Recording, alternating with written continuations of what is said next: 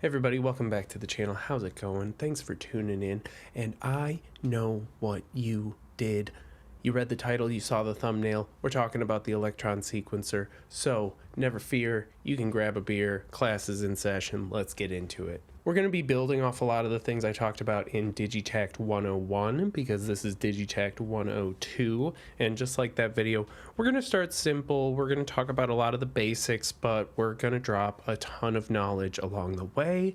And, I think that it's really important to start at a foundational level and build up and really kind of learn things in a holistic view, especially when it comes to the Elektron sequencer, because once you kind of master it on one device, you're really going to start to understand it on the whole range of devices, because it works more or less the same with either several more limitations in the case of the model series and extra bells and whistles in the case of the flagship series, i.e. the Octatrack, Rhythm, and Analog 4. So with that in mind, let's take a listen to a couple of the sounds I got here, and let's engage the sequencer. And all we got to do that is click this record button, and then you will notice that whatever track I'm on is gonna allow me to put down triggers just like that. And if we hit play, we're gonna see our playhead roll through,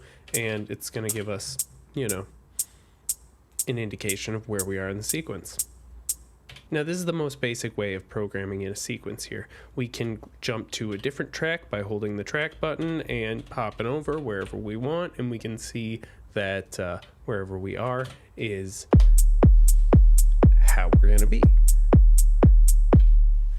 Now, naturally, we're just working with one bar here, but if we were to hit function and click this page button, we'd be able to extend the length of the sequence. Now, you'll notice that when I do that, and then see we switch to the next page of the sequence with the page button, handy dandy.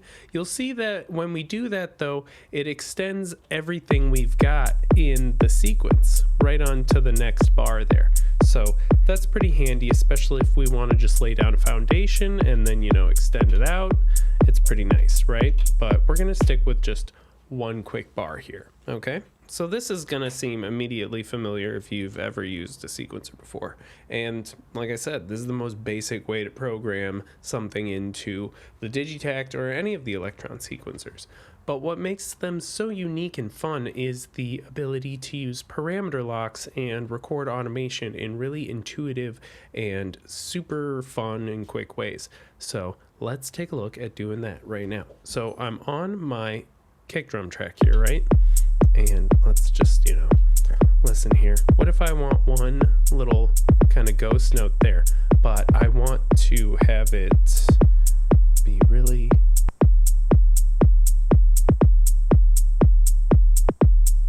very just kind of tiny, right? So now I've programmed that just a little bit of tininess in there, and you'll see when I click and hold on the trigger, it kind of, snaps to the parameters I've put in there. We could make it more extreme and maybe, pan it way to the right, give it a lot of reverb, so, okay, cool. Now it's doing its own little thing. And we have just made a parameter lock. You can see it's blinking at us right there. And that's how you do it. It's as easy as pie. And every single parameter that is available to you on the Digitakt can be locked to a different step. So what that means is that every single step on the Digitakt is kind of like its own little preset, right? So to illustrate this, we could set up a bunch more little hi-hats here, right? And then on maybe these two, we'll have them be really, really short, right? Just like that, with a little bit of reverb and a tiny bit of bit reduction. And then maybe these ones over here, we're gonna have, give them some filter, some attack, just like that. And then maybe these ones over here, they're gonna play in reverse, right? And let's see, oh, that's not gonna work super great. let's see. And see, now we're setting this up and we want to see, hey, how does this sound now that we're setting these parameter locks up, right? So we could hold this note and hit yes, and it's going to sample those parameter locks for us. So that does sound pretty cool, right? You know, sounds all right. All right, I like it. Maybe on this one, I'll give it a little bit of delay here and, you know, tighten up that envelope a little bit. We are just doing whatever to a whole bunch of these guys. And now we can see that they are all blinking, right? So let's see how this sounds.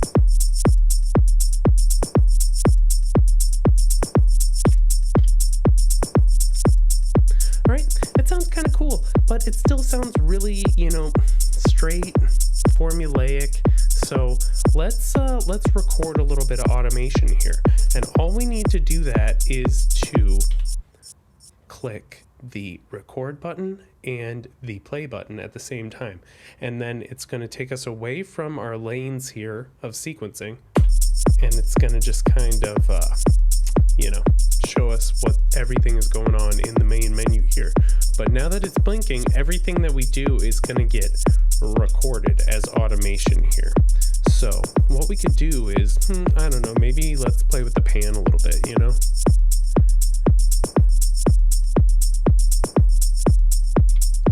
And then let's maybe play around with the base and width filter a little bit here.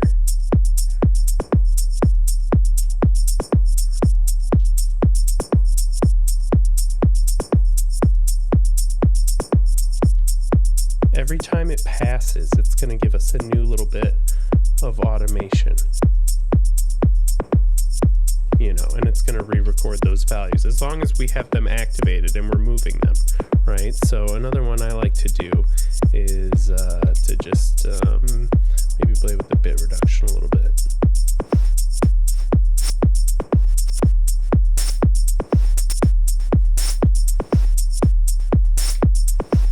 All right, and then let's turn that off. And we can see something interesting has happened. Now all of our triggers are flashing at us and some yellow triggers have appeared. Now what those yellow triggers are is functional trigs, right? So if we were to go to a new lane here, you know, maybe one that's also got some triggers on it, and let's say we were to hold function and press a trig step there, we'll get a yellow trig just like that. And so this is a function trig. It's a trigless trig, if you will. So what it does is nothing. It does not trigger any of the amp or anything like that. It's just for settings.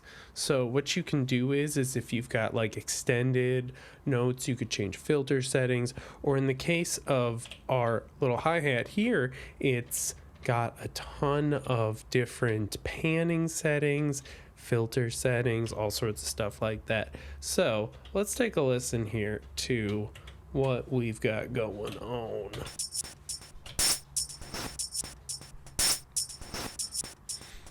It's much nicer. It's got a lot more movement there, right? So,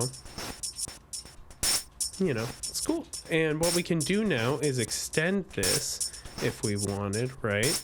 And we'll notice that we now have 2 bars of this. And that's pretty cool, right? So we've set kind of a nice little foundation here. And we're just kind of sequencing. We got just straight beat going. We're sitting at 120. Let's kind of kick that up a little bit.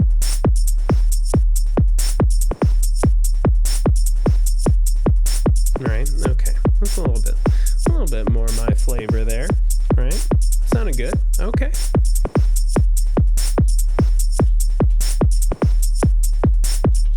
Okay, so let's recap the basics real quick here. So we engage our sequencer with the record button, and then we can jump to different tracks with the track button, of course, and we can lay down trigs, and once we lay those down, we can hold them and then do whatever the heck we want to put in parameter locks.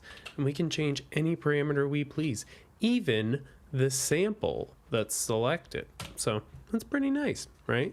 If we want to record automation, we can click record and play at the same time, right?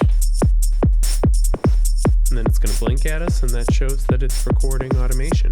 Now this is also going to record inputs, right? So if we go,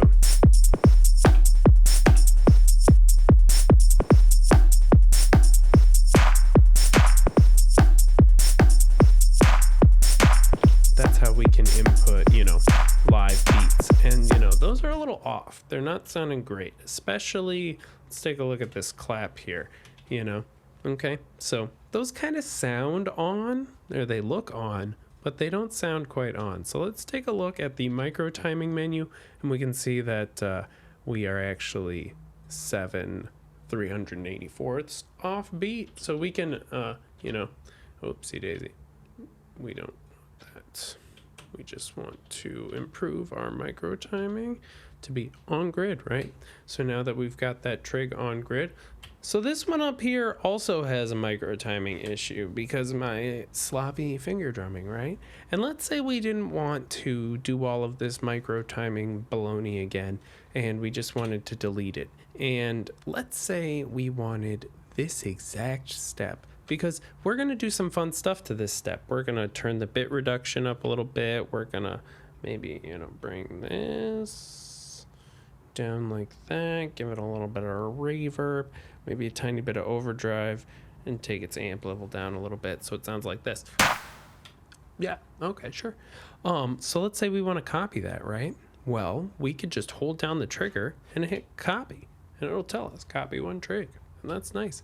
And then we could just click up here and we could hit paste, and it'll say paste one trig, right? And let's say we wanted those over here on this other bar too. Well, we could grab both of those and hit copy, and then come over here and hit paste again. And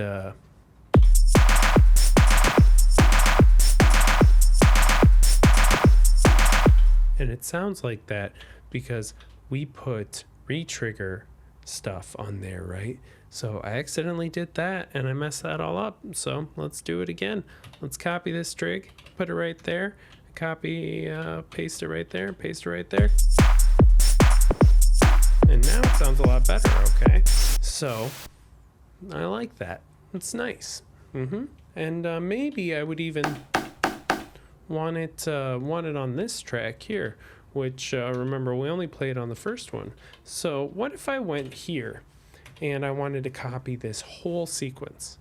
Well, now I'd need to hold the function button and hit copy, and now it's going to copy the track, right? So that's pretty cool. And then we could pop on over here to the snare track and we could hit function, paste, and boy diggity doggity, it's going to paste that whole thing. All right. So let's take a listen.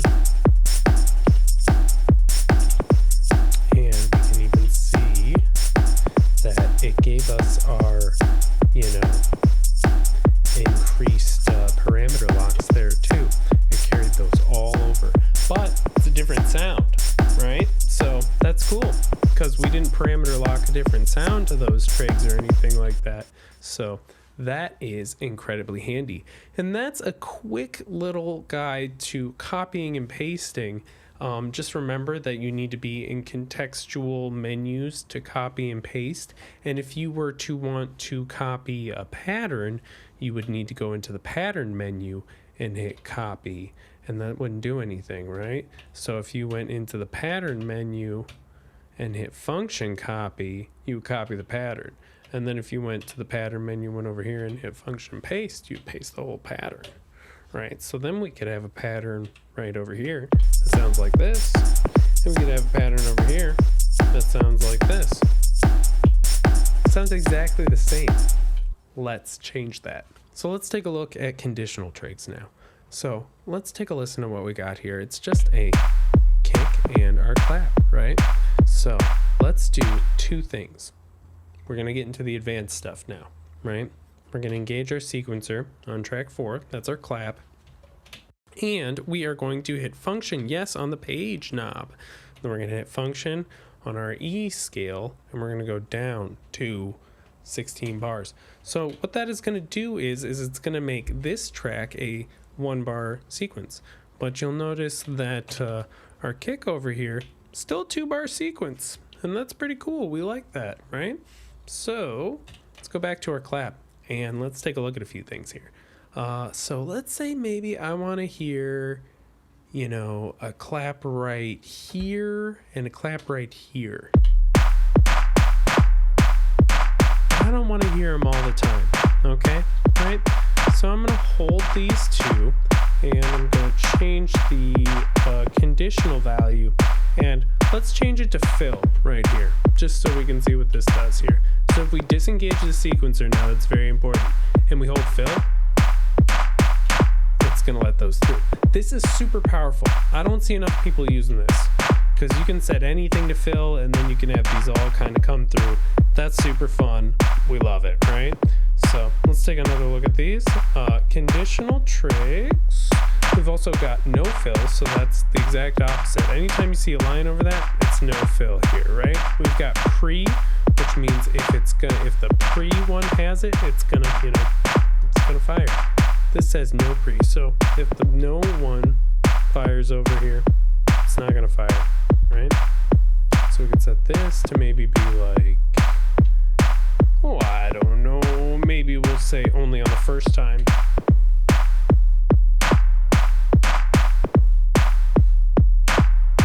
So, you know, it's kind of like a little bit more interesting of a a clap pattern there. But yeah, the conditional trigs are really, really useful for creating variation with small patterns or doing something, you know, really kind of unique and interesting with melodies I like to do. But there's a ton of different instances. We're going to get into all of that good stuff in some of the more advanced bits of sequencing. That'll be a sequencing 201 type deal.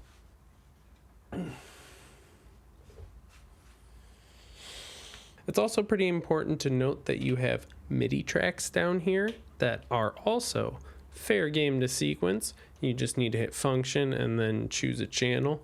And once you've done that, you can sequence 8 MIDI tracks, which is pretty freaking awesome. You can also record MIDI in while you're in record mode there with live record mode. So yeah, a few more fun functions that the Digitakt and the Elektron sequencer have squeezed in there. There is a step sequencer. It's really handy for like melodies and stuff like that. You engage it by holding record and hitting stop, and then it'll tell you step sequencer activated. And then you can kind of engage the keyboard here. So you could maybe do like...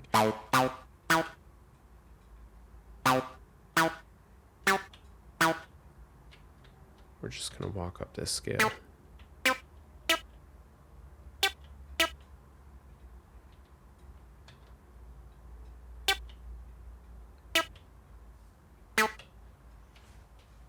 Yeah, this is a lot harder without an actual keyboard. So I would recommend a keyboard, but let's listen. Ooh,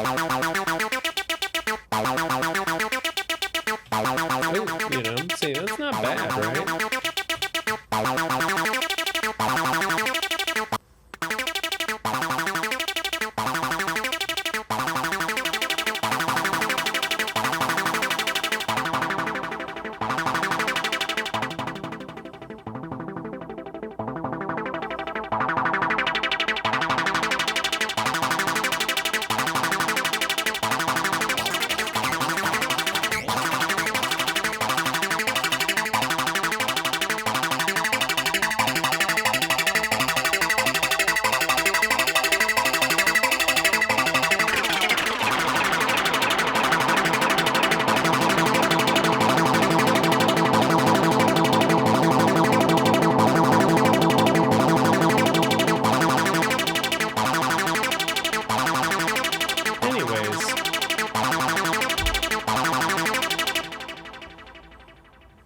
Anyways, so that's a fun little bit there, the little step sequencer as well. You can use that on beats and everything if you want to just, quickly program in straight beats. But yeah, that's a fun little introduction to the Digitakt sequencer. So now what I'm going to do is maybe we will come over here and let's clear the entire sequence we've got there. And maybe let's kind of write something here. So I've got this nice little thing here. Let's use all of the tactics that we've just learned and, engage our sequencer, and we'll lay down a whole bunch of these here. And we are also going to make this. Hey guys, this is the point in the video where I am going to just straight up jam and kind of just go over things that I've been talking about. So yeah, if you want to skip timestamps, but if you want to just kind of watch me ditz around and kind of comment on what I'm doing and creating a really simple jam, then, stay tuned and, it could be fun. You might like it. Could be a cool time. You might like it.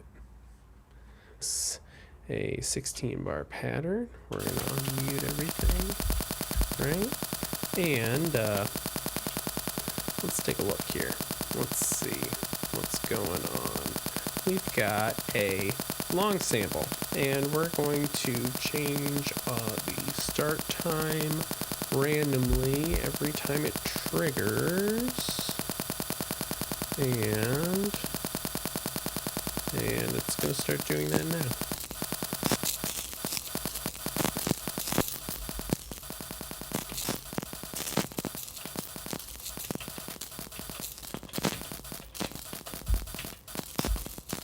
And then let's record some.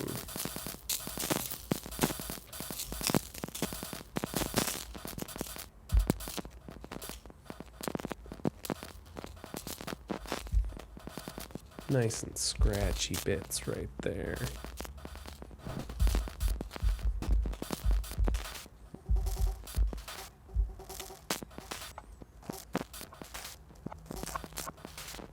Kind of just absolutely muck this up. All right, cool. Yeah. All right, cool. So we got a little deal going there. Now let's get kick drum in.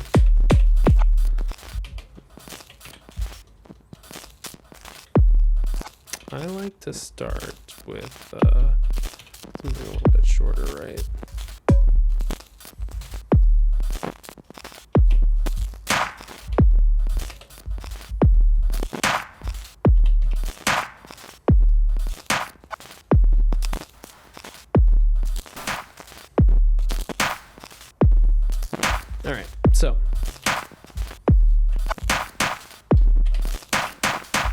All right, so those ones I want to come in only the first of every 4. Actually, I want it to happen the 4th of every 4, right? So then let's have this kind of just go.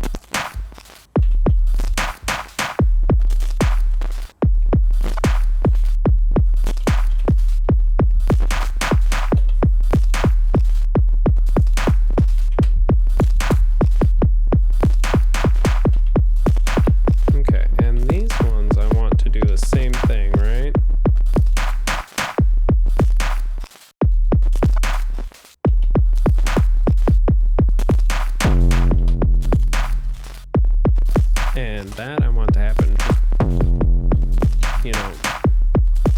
maybe on the 3rd, 4th.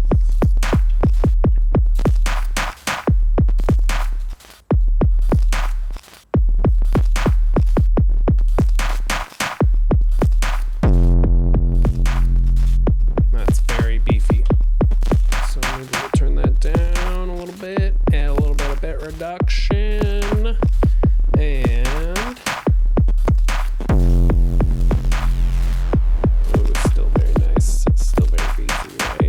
got the compressor just working overtime here, so that's fine.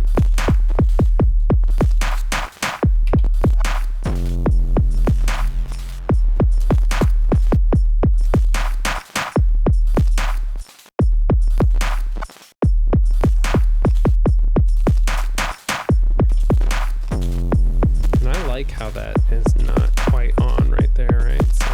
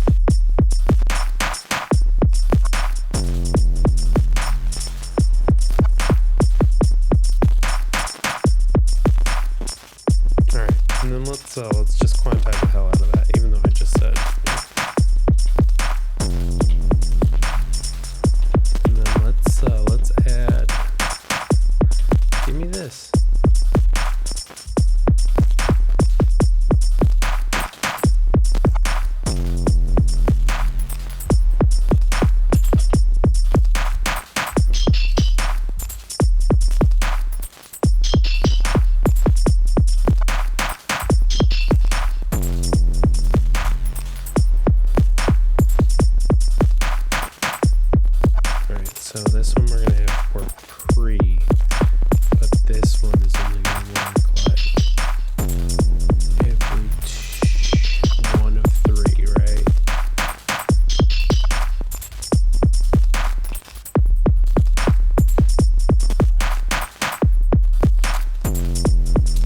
So now we've got kind of this weird, interesting, shifty beat going, and it's really only like 2 bars, but it's much more, extended than that because, we're doing some weird stuff. What other settings do I have in here?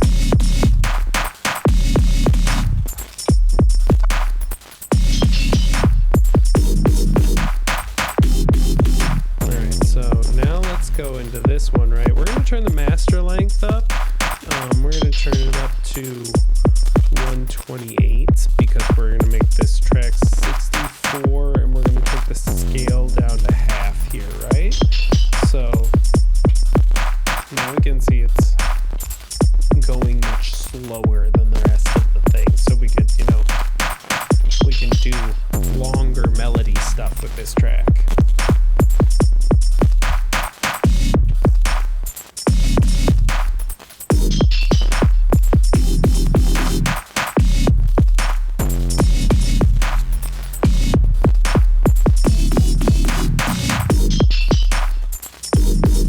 So,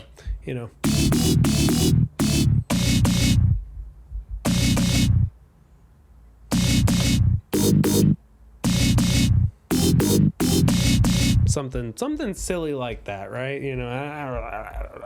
Okay, let's hit it. Nope, I missed it.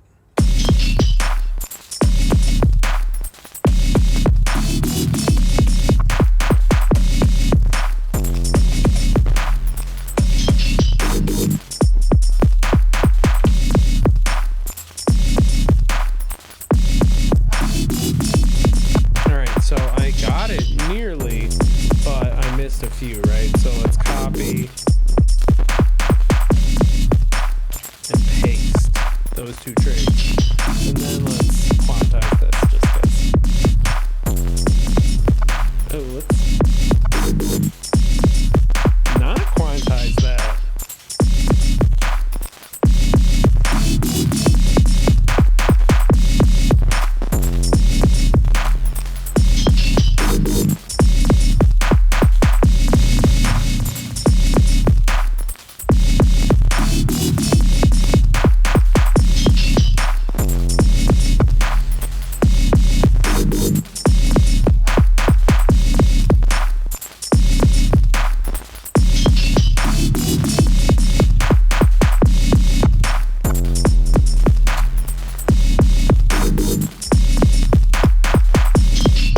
So I would probably go back in and, kind of clean some of that up a little bit. But for illustrative purposes here, we've just, in real time, for the most part, just made a quick little jam. And, I hope you've enjoyed it and maybe picked up on a few quick little things here,